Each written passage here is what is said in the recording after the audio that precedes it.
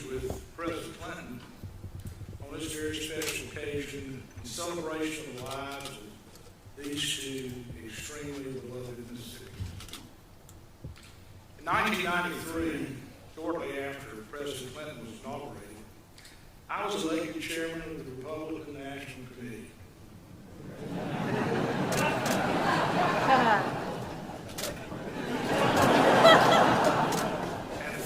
And for 4 years led loyal opposition. Despite my position, President Clinton was always gracious to me. I used to say he could charm the skin off the snake and sell Fords to Chevrolet dealers.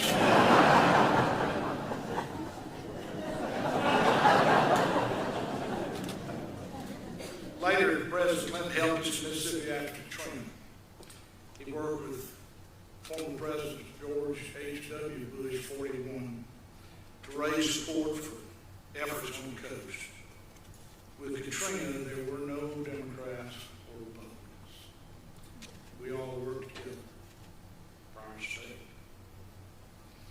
Thank you, Mr. President.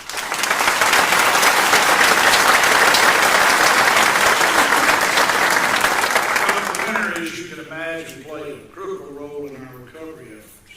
I appointed a commission for recovery, rebuilding, and renewal that Jim Barksdale, who's here with us in the audience, chaired.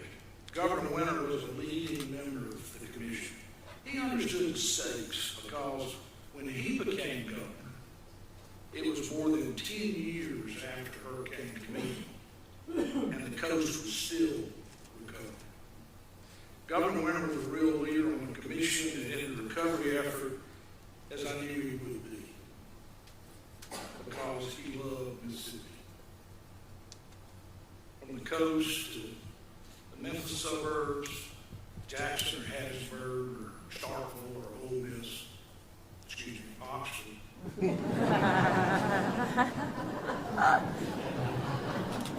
Since I was an early striver in the Republican Party in Mississippi, some of you will be surprised by one of my favorite witty ministers.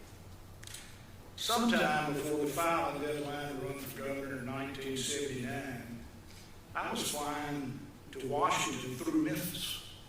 You actually, we had direct air service to Memphis back then. And I was sitting in my seat. William Winter came up the aisle of the plane, stopped, asked if I'd come back and sit by him once we took off. Sure. When I got back where he was sitting, I sat down and we exchanged pleasantries. He was always very, very gracious and nice to me. Then he told me he was thinking about running for governor again. Even though I was a Republican political operative, he asked me if I thought he ought to do it. Even though I was a Republican political operative, I told him what I thought. And I thought he was the Democrat who made the best governor. If the state elected another Democrat. Quite a possibility since the Democrats have elected every governor since Reconstruction. That is, for more than 100 years in a row, the Democrats have won the governorship. But, you know, I don't want to take any chances. We Republicans didn't elect a governor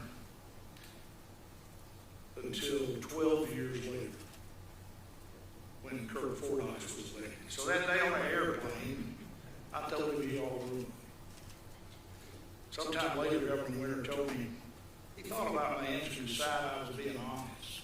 Of course, my advice isn't what convinced him to run, but I always felt like it gave him more confidence in me as we went through political trails in the future. Marcia and my fondness for the Winter thing extended to Mrs. Winter. Ms. Winter cared about the trustees who worked at the governor's mansion, and she tried to help them, such as helping them find jobs when they were released. Marcia had the same attitude. When I pardoned the final group of inmates who worked at the governor's mansion, Marcia did something similar.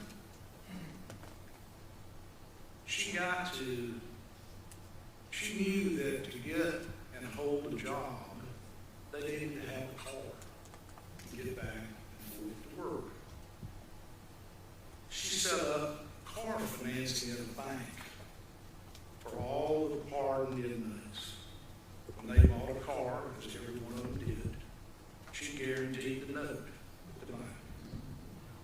And I'm proud to say, all but one of them paid off the note, paid her back. But they all went to work, which is what we wanted to do.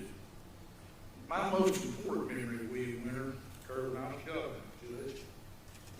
During my first term, William Winter, Judge Anderson, Reuben Anderson, who, by the way, had been a trial judge in my home county, Yazoo County, when I was still trying lawsuits. They came to see me, and I really liked Judge Anderson just like I really liked William Winter, so I was tickled to see them. They knew I had talked about the state's building a civil rights museum. I had talked about building it at Tougaloo.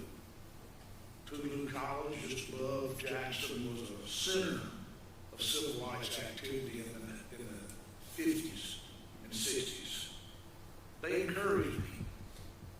As we got further through the term, I got the legislature authorized raising $500,000 in private money to pay for a plan, for drawings, for how to go about doing this. And that went very well.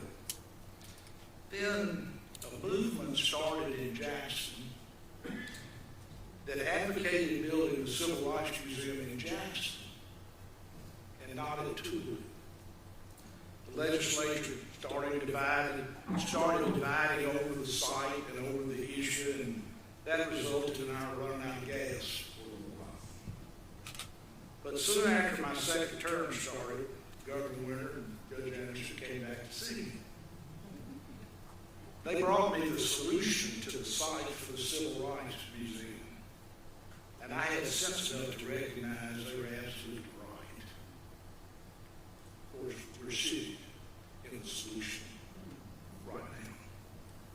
For a number of years, the Board of Trustees for the Mississippi Department of Archives and History had planned to fund and build a Mississippi History Museum not far from the old state capitol.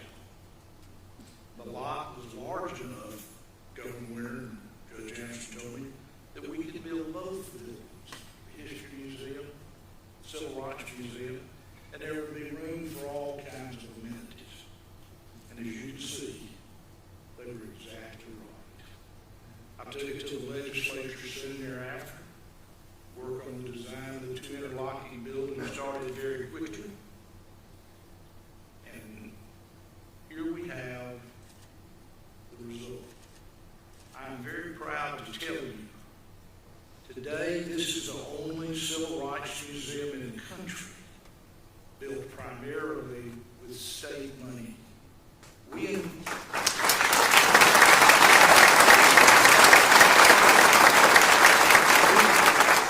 invested about $90 million of state bond money to build this. We raised about $20 million of private contributions on top of that, plus the $5 million that Spence talked about.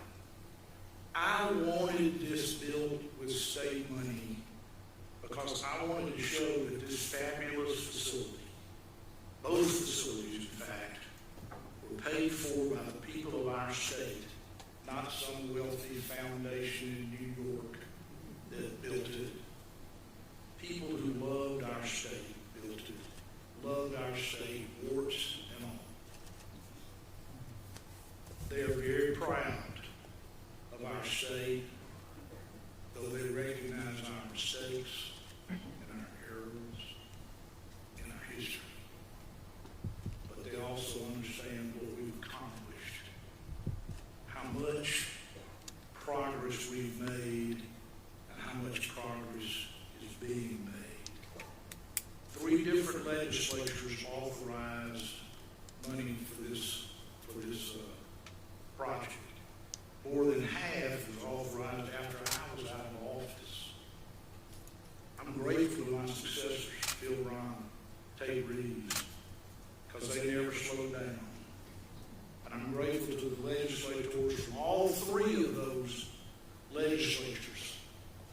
appropriated the money, never look back, and know that what we've done is great for our state, but most of all, great for our children.